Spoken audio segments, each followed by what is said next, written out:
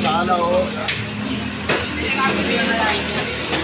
Tuwa-tuwa na naman ang bisita nito. Ano bang isda yan? Wala po. Wala po rin yan? Oo. Huwag ganyan. Maya-maya. Maya-maya. Yan ang maya-maya ng ano. Batal lang ako dito kayo. Bibili yung maglulo, balitan sila. Ako yung bibili. Sa mga barkada. Ano yung tawag? Sa mamot. Sa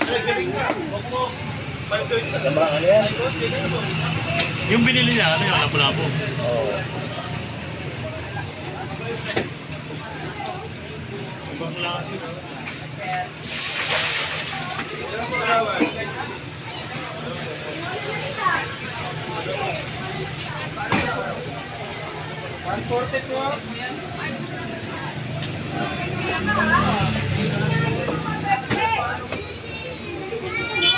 Ba't ganyan itong isda?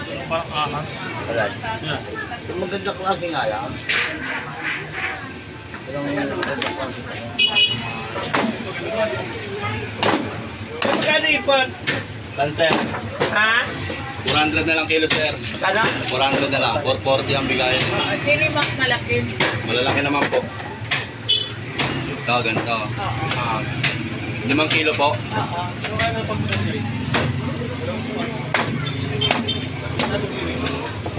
Sa Cagayan din sa Sariaya. Ako sa Quezon? Oo. Ako sa Bataan. 5 kilo? Oo. 5 kilo be. Ay, 5 kilo po? Oo. Ay, binibiro ka nun. 5 kilo pala talaga. Yung mga BSDO, baka ano, dadalhin ko doon sa Sariaya, Quezon. Sarap. Yan. Yan, mga lapu-lapu.